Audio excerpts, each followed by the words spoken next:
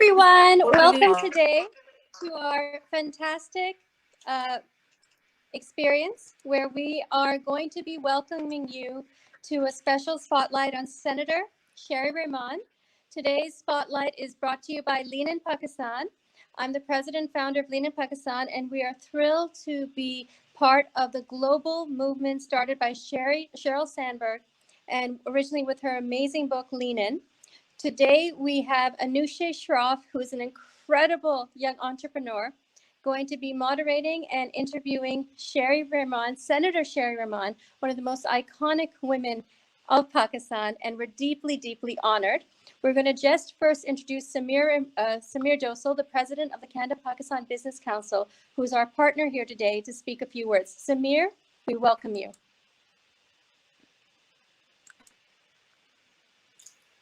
Greetings from Toronto. My name is Samir Dosal, and I'm the president of the Canada-Pakistan Business Council. We are delighted to continue our ongoing partnership with Dow Global Foundation and Lean in Pakistan. It's a commitment that we, as an organization, collectively had made efforts to try and bring in a very powerful role for women empowerment, both in Pakistan, in Canada, and connect and be the bridge for it. We are today delighted to have an amazing personality over here, Senator Sherry Rehman. You will hear her, and you will really appreciate the amazing role and the thing that she's brought, especially in terms of women empowerment. Her role, Anusha is going to take over and moderate the session. So, folks, I'm just stepping back, and we'll try and bring Anusha on and get her to. I do apologize on behalf of the team. That's okay. We are delighted to have Sherry. My apologies. Thank you for coming in. We just would like to hear from you, your story, the way you have taken the leadership role in Pakistan. As a woman, we would like to hear all the good work that you are. I would like you to take the lead and talk about yourself. We are looking forward to it. I wasn't sorted in my mind for a keynote, but look, I think we've got trouble on the net here. And these young women, fabulous young women and yourselves, thank you for having me. And I think the idea here is to advance causes that are mutually beneficial to all of us, specifically women. And some of the questions I have here from you is, who has been your greatest role model? And I'll tell you straight off the bat that it's always been Benazir Bhutto, of course, who went straight to her death facing the sun for her courage and for standing up for her followers, for women, and for her particular moral universe. As a prime minister and leader, she actually stood by the women of Pakistan in so many ways, more ways than I can recount here. Suffice it to say, she was the force that moved 1 million women to empower themselves and to imagine a different future for them. So her spirit and profile and ultimate courage lives on. Then I think Anusha was trying to ask me what young people should look for in a role model. Beyond ourselves, beyond women who have access to an education, I think what is important is living by example.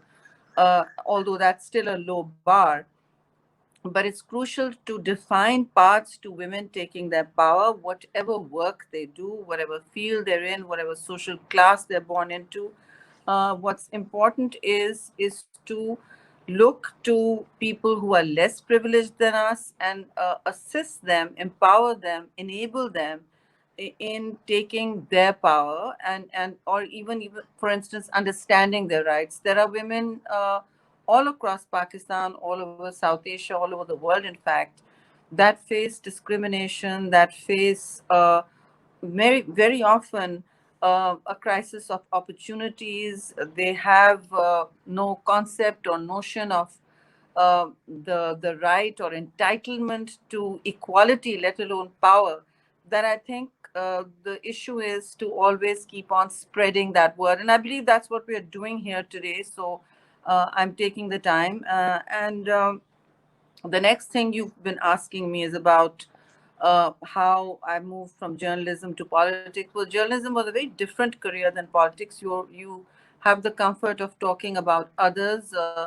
You even whatever public service journalism you're in, and most journalism, certainly in the days I was in journalism, were involved with. Many were involved with that. Um, what you do in politics is very different, and that transition is actually the same in public life, but it is very different. So to me, it was very important to have a voice, to have an identity, to be able to have meaning, give meaning to the life and work that we do. So much of my life, directly and indirectly, has been spent in this struggle. Women's rights, minority rights, the encroachment of extremism on social spaces, media freedoms, the fight for the political intellectual fight for Jinnah's Pakistan, which often is under threat. And it may be a drop in the ocean, the work I do, but I know, or any of us do, but I know I will spend the rest of my life doing that. And for that, you have to sometimes come out of your comfort zone. So that's one thing you have to do in politics. You often have to do things that involve a larger group, that involve skin in the game, and you have to also work with time. You have to avoid becoming stuck in grooves, and particularly for women, I get asked this question all the time. Do you think it's harder for women to get a strong footing in politics? Well, it's 2021. Why are we even talking about women in politics as opposed to just politicians? Because why? Because everywhere in the world, even in Pakistan and the United States, anywhere you like, women still carry a nimbus of the anomalous, the scent of a species diverted from their original track, which is, of course, the mummy track, the sister track, the wife track, the mother track, the daughter track, any track but herself, the right to have an identity that is autonomous, that is negotiable, that is not defined by anybody, or that is a stereotype. So I think these are the things that we need to look to and consider our guiding stars in any agenda for speaking towards change. And why, how do we do that? Look, um, I think we, even when we have global summits, there's a row of black suits, and there are few women who are presidents and who've risen to the top. There are no two ways about it. Wherever you frontline, the best opportunity you get, women face way more barriers and problems and obstacles than men. Much of it is insidious. Many discriminations are right there in front of you. There are still clubs in Pakistan, elite clubs, such as the Sindh Club, for instance, that allow only men to be full members. And I'm amazed that people still want to frequent such places. But that's an elite issue. But what I'm saying is, from the top to the bottom of the rung, the pyramid, the social pyramid in Pakistan, you have women struggling to define who they are. And very often that's even considered a problem, or it's a challenge. Why should you have to define who you are? You should be putting yourself in the service of your community, your family, and the rest of the universe, literally, before yourselves. Now, the point is that absolutely correct. We should put ourselves, I mean, man and woman is a political and social animal, quite right. And the communal good is very important, certainly in my profession. But it is something that we need to be very clear about when we speak with one voice, that women have to constantly take their power fraction by fraction, reinvent their gravitas every day. Because, if you're not a man, then you will have to constantly assert yourself, even fight to keep a seat at the table, a high table that you may have earned. And the reality is that no one else will ever empower you. It's going to be, even in an enabling environment where quotas are created, or merit is one of the things that blazes you to the front of any particular trail. Then you have to still constantly struggle, because there is every day, a diminution, a daily diminution of women's voices, the choices they make, and what they are asked to constantly accept. Well, because somehow the men are more important, and somehow you should just kind of slide over and let that be. And I think that's just something we must not accept. So the bad news is that you have to keep on doing this. It just never comes with the territory. And um, your gender may certainly not be your destiny, but it is right there. So, yeah, biology is not your destiny, but you have to struggle constantly to rise above the straitjacket that has been imposed on you. If you have questions, I'm happy to address them. Sherry, I appreciate what you're saying, and I think that's what we need to hear from you. Because I'm living in Canada, I just want to say that there's a lot of awareness of in the community, in the menfolk, that who would like to support and help yourself, women empower themselves, and I totally understand and appreciate the fact that the women have to take that role to empower themselves and create that ambiance amongst men to be supportive to that role. And I really appreciate where you are coming from and where you're heading. So please keep up that role. There are several questions about your journalism career, about your climate change, your role in Senate, and I hear you on behalf of all the men and women. I hear you very, very well. As a president of the Canada Pakistan Business Council, we would like to mention to you particularly, Shari Rahman Sahiba, that we are trying to promote the Canada Pakistan Council for Education under the umbrella of the CPBC, and working with organizations like the Dow Global Foundation, the Lean in Pakistan, Educate a Girl, and Ladies Fund. I think all these are collective efforts for the sustainable development goals that we all need to work on. And I just want you to share some of your personal experiences, especially from a women's point of view, your some experience that you've had and you'd like people to hear about it. So I'm going to throw Sure. it back to you. Sure. I mean, my point of view is a woman's point of view, so I can go forward and go forth and on. And politicians and mics are very hard to separate. So yeah, sure, I can go on about lots of things from my point of view, if you like.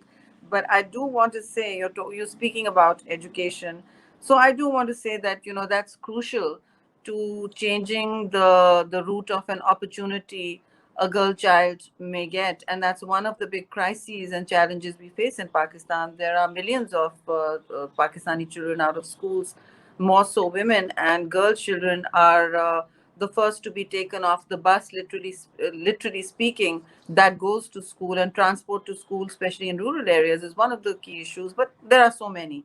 And but on a kind of broader brush, when women do have access to an education, and when look at Malala, young Malala, from which tribal area she came from, and how she used that education to propel herself onto a stage. But look at the price she had to pay for it. Look at the price she's paid.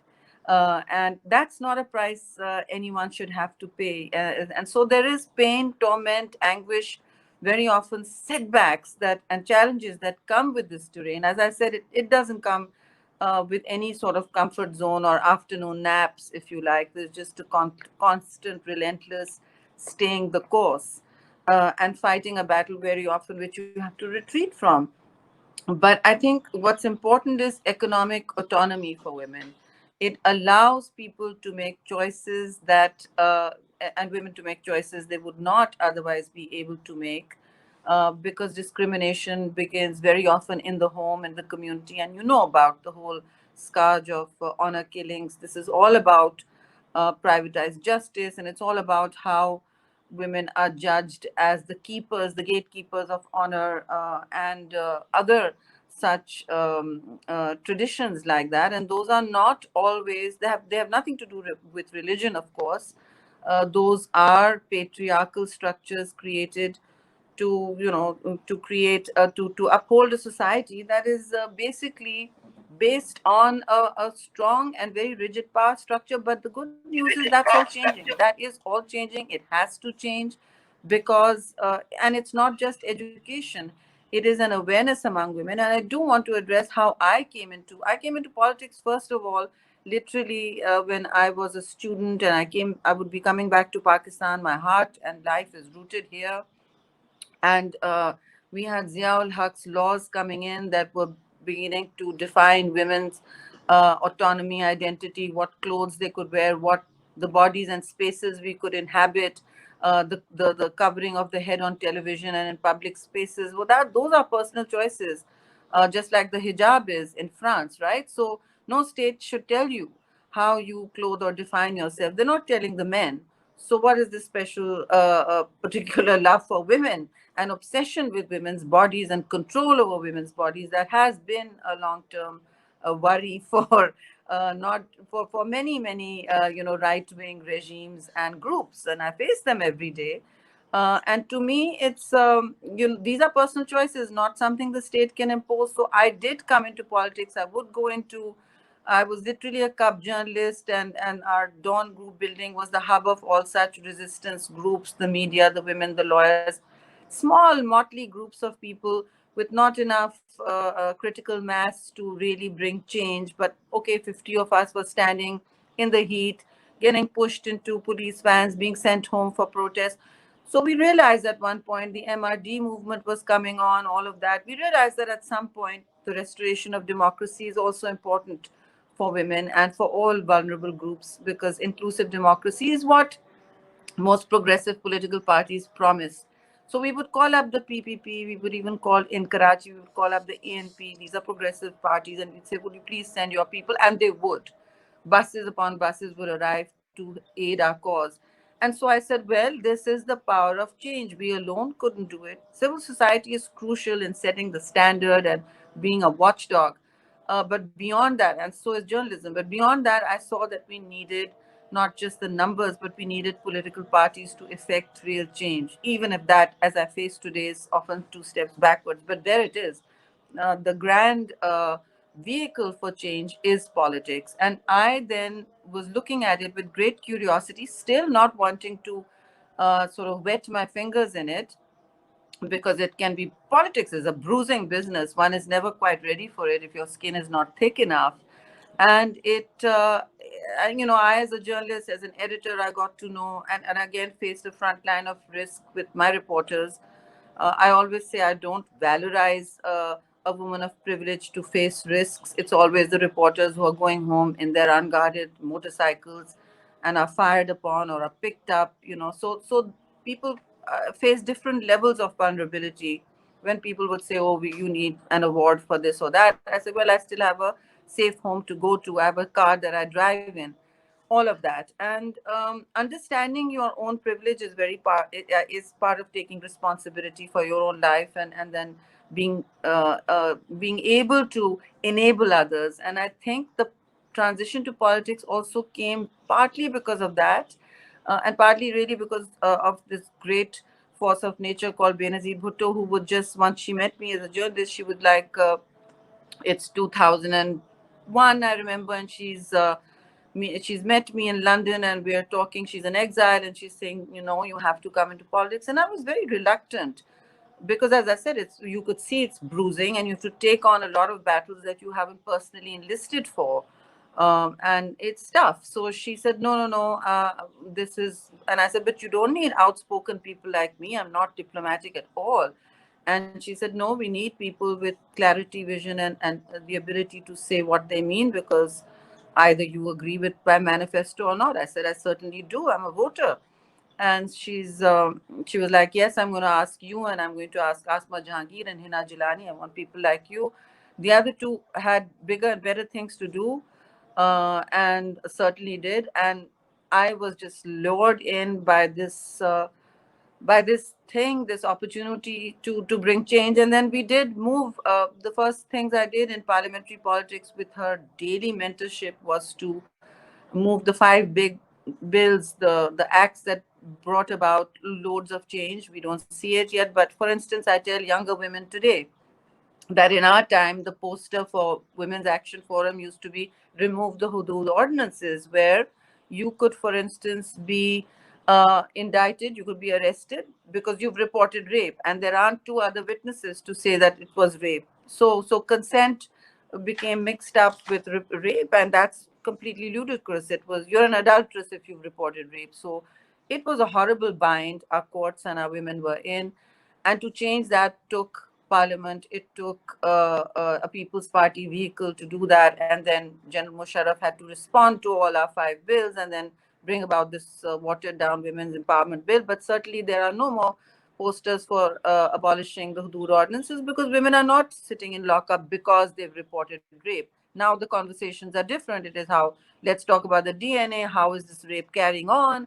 What can we do to tighten the laws? How can we penalize further? So I believe this was what we tried to do, and we've been bringing change. And I've had a fascination and great respect for the women's movement in Pakistan, although national security was my day job, as was media.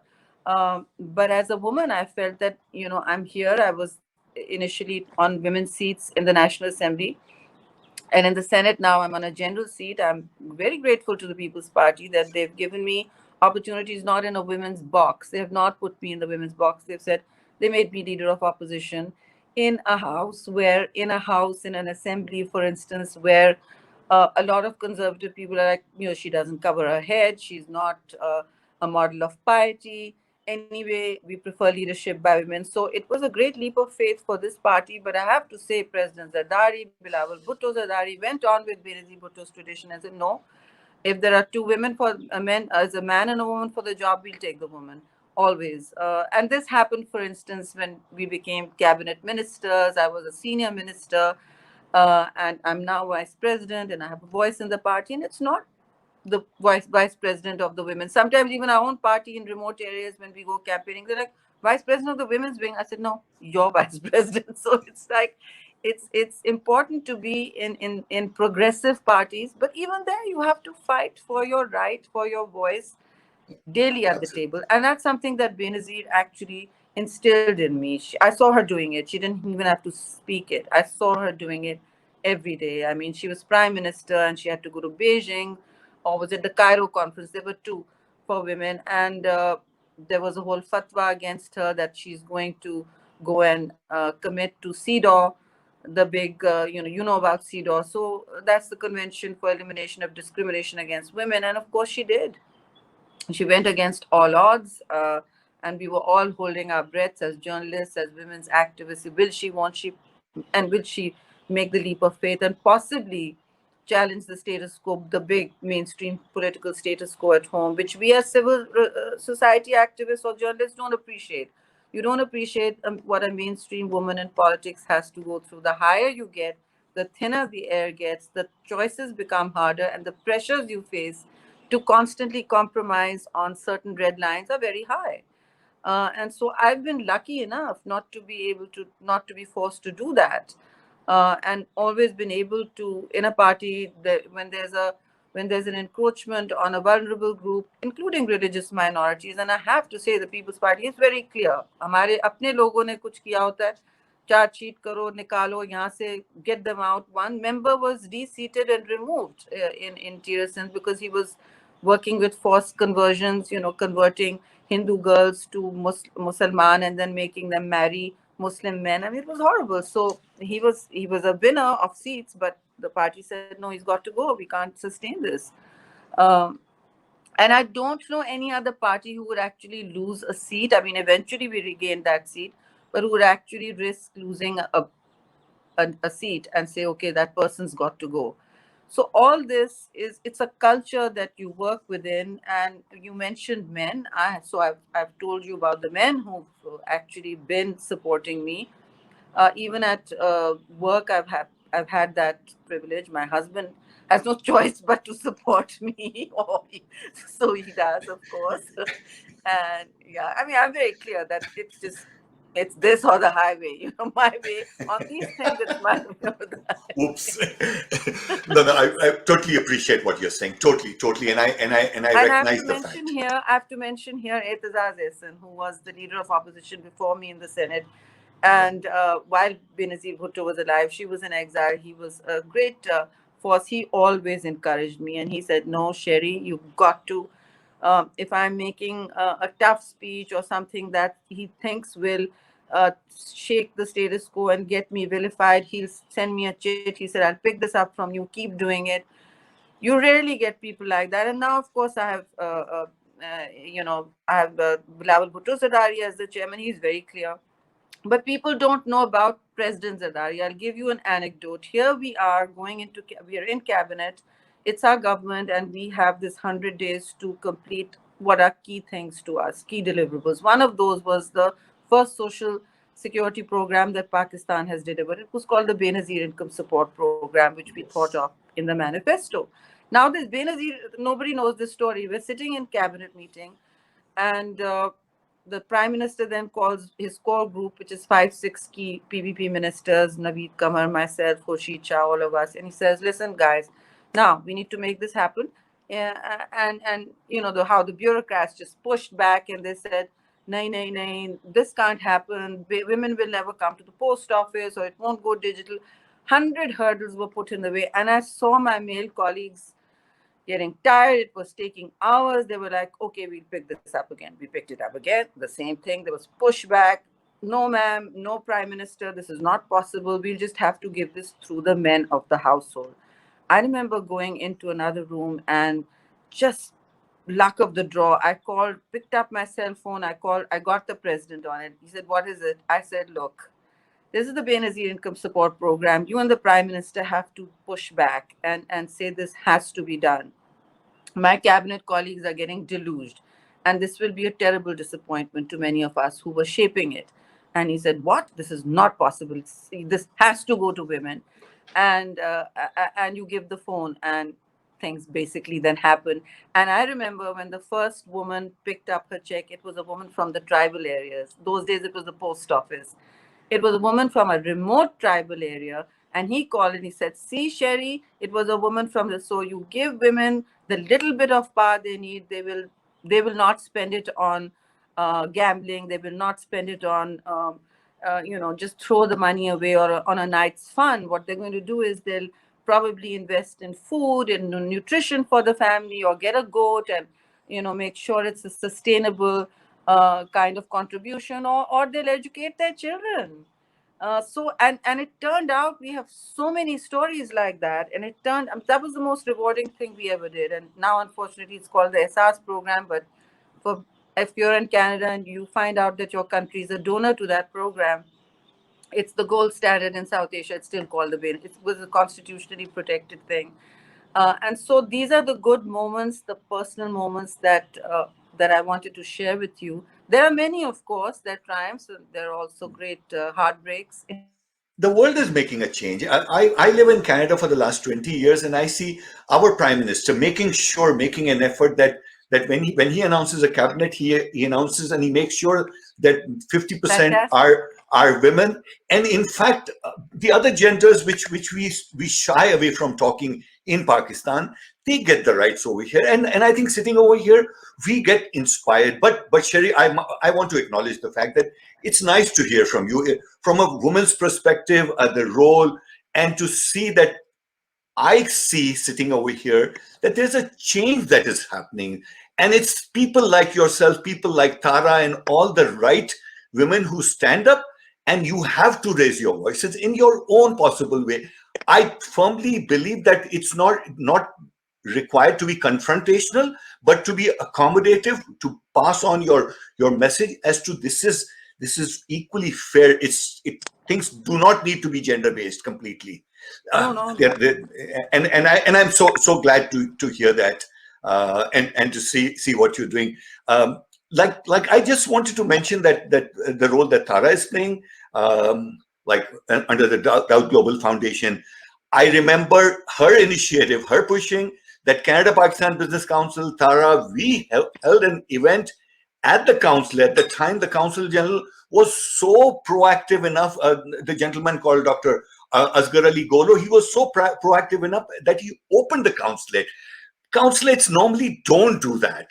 and we had this educator girl thing, and a speed networking where about 100 women came in, and that led to a continued ongoing. We are delighted that we are two women of Pakistani origin who are in the parliament. There is Ikra Khalid, who was one of our speakers collaboratively. Then we have member of parliament Salma Zahid. She's I the know chair of Salman. she's the chair of the Canada Pakistan Parliamentary Friendship Group.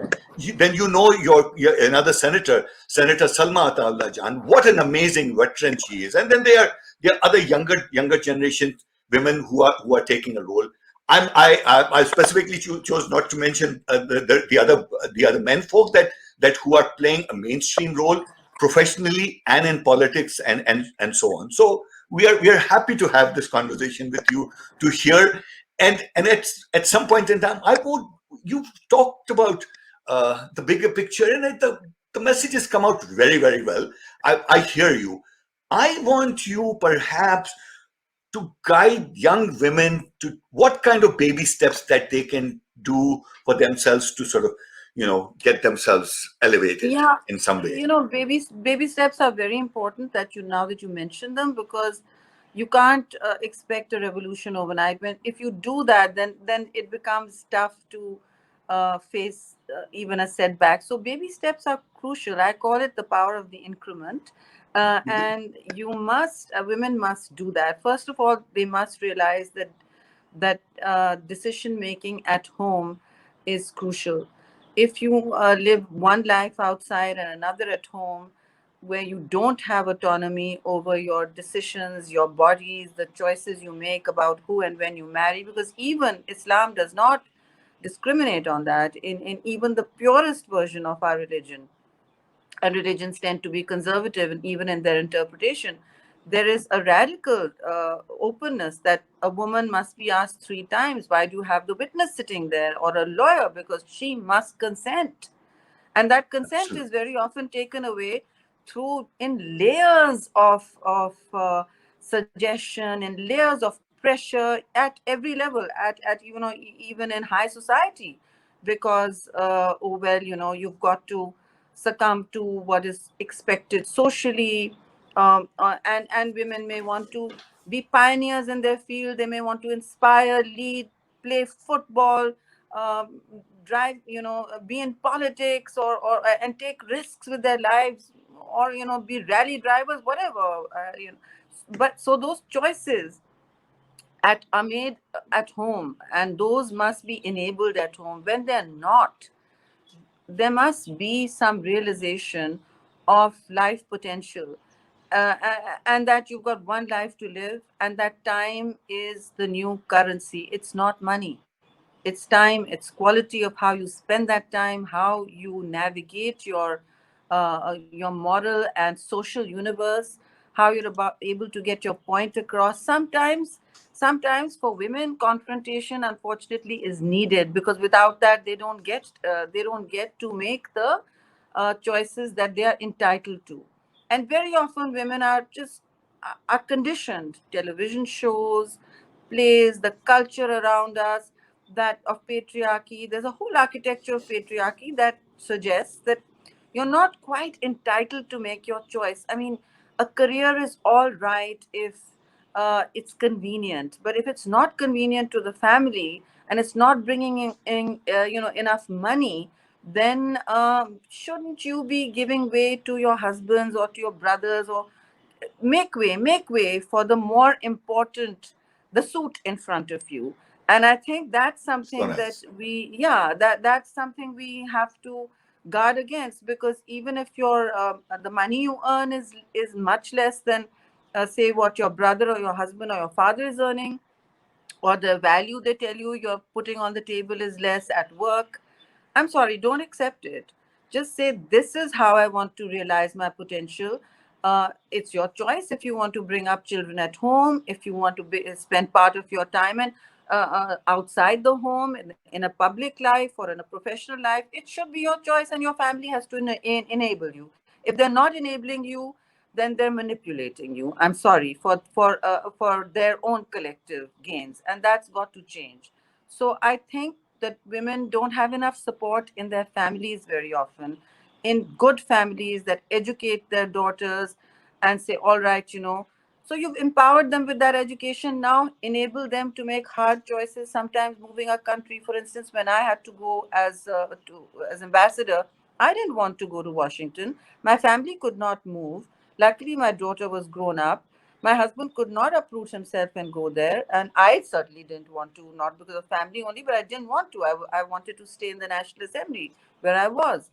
But there was a crisis in Pakistan American relations, and they said, well, Pakistan needs you, and that's it. I said, but right after Raymond Davis, Memo Gate, Salala crisis, I go into the eye of the storm. Those were some of the hardest 2 years I've spent. I mean, I used to wake up 3 in the morning to talk to Pakistan, to manage the time change, to be effective, because you're as good as your headquarters, really, in times of crisis. And also uh, and by 6, be finished with the telegrams and be in my office really early and work Saturdays, because that's not our working culture.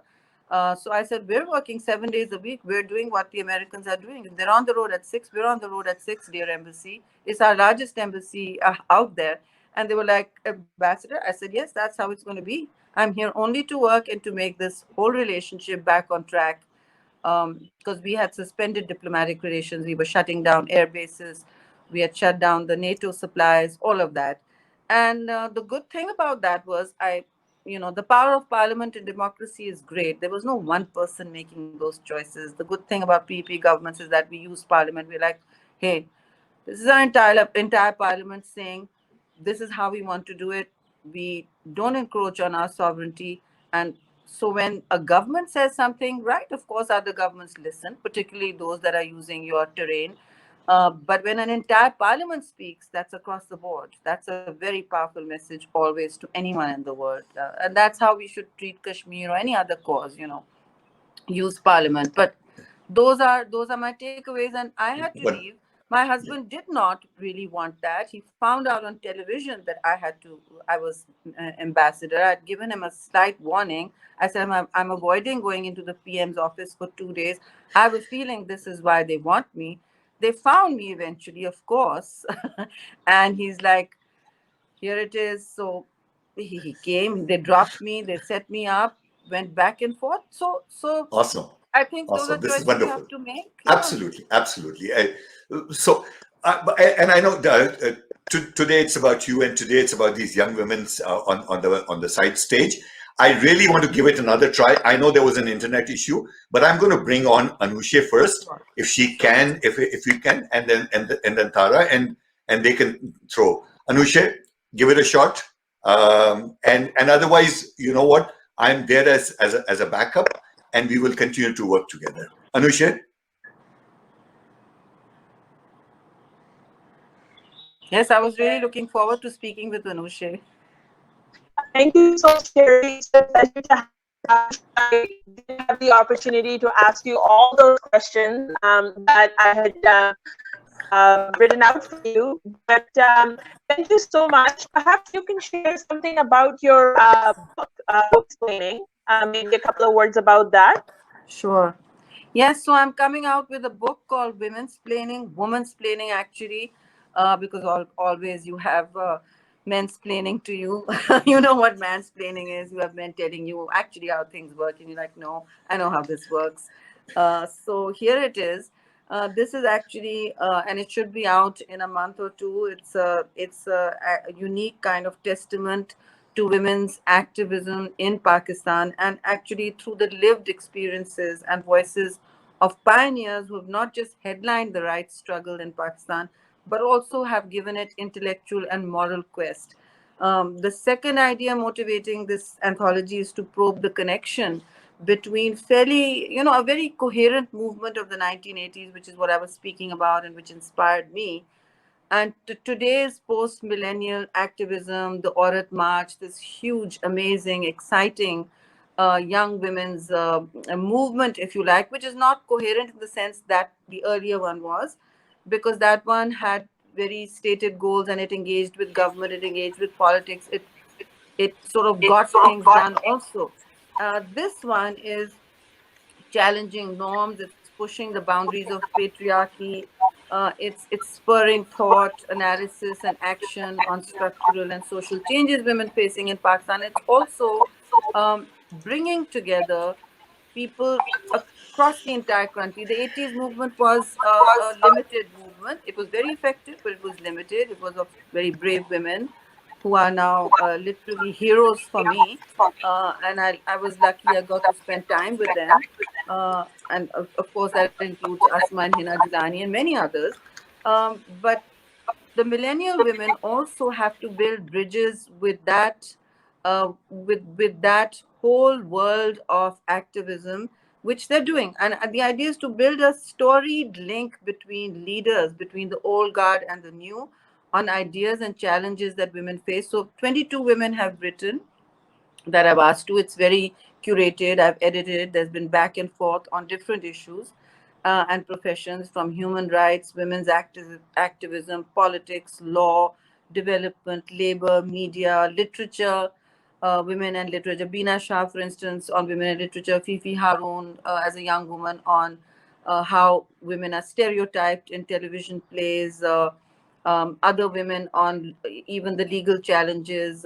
Shaila Zia's daughter, for instance, she's written that, and Maliha Zia and Sara Bilal on the penalties, on the penalty system and how, what women face there. Sara Malkani is one of the young lawyers. So we have all the small, the young pioneers and the older ones, all Farida Shaheed, all writing, everybody, Hina Jilani writing her story, Zora Yusuf talking, Secretary General of the Human Rights Commission of Pakistan, telling her story. I've worked with all of them. So I said, hey, even Sharmeen Obaid has written, all of them, and said, okay, let's connect our dots together and let's put this across as a representative voice. It's not as representative or intersectional as needed, but it is one thing out there on the international stage. I've had really good endorsements from Malala Yousafzai and Hillary Clinton and many people interested. All those women who did not roll up the ladder behind them, who had skin in the game, had to qualify to write in this book, who had a contribution to make to the discourse, to activism in their particular field. So yeah, I'm very excited about this. Actually, I've worked on it during the first wave of COVID, where we were at home, I think, for 4 to 6 weeks, and then kept following up. Thank God it's finished, because right now in the middle of a Senate re-election, and it's murder out there. So I have to go very soon. Yeah. Tara, why don't you come on? Okay, thank you guys so much. Obviously, between Anushe's brilliant questions, Samir, your moderation shared by Anushe, we are getting raves and raves of interviews and comments and statements and questions saying that you, Senator, are such an inspiration, and the quality of the content of today's talk has really been meaningful, not only to the women of Pakistan and Canada and Lean in Pakistan and so forth, but several men. Men are writing in saying that you are a pillar of a female example of Pakistani women. And so we're deeply honored to have had you with us here today. And in your talk, you also celebrated many, many other Pakistani women and other women who have supported and showcased and spotlighted your great work, as well as the work of Pakistani women. So we thank you for your service to Pakistan. We thank everyone who was a part of this call, and particularly Samir and Anushe, who really, really did a fantastic job. So thank you, everyone, on behalf of Lean in Pakistan and, of course, the Canada Pakistan Business Council. Thank you, Samir, Sarah, and I don't know if you can hear me, Anushe. Thank you all for putting this together and providing a platform for women to speak to each other, to reach out, and to build on our voices. Let's advance this further. It's a pleasure. So thank you so very much for responding to that. I want to just close with one little thing. I've been inspired with the women in my life. My mother, myself, was an inspiration for me. She wrote books on home remedies. My mother-in-law, Mrs. Zubaida Dosal, she's 98. She's in the room. She was the founder principal of Habib's Girls School. My wife and the women around, and all these youngsters have really helped inspire. My younger sister Naila, interaction, so on and so forth. It's amazing.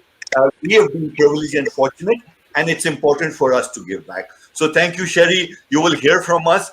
We will request for further engagement to help us in this cause as we move forward. Thank you, My folks. pleasure. Thank you. Thank you. All the best. Shout out to all of you. Bye. Thanks. Thanks. Bye-bye.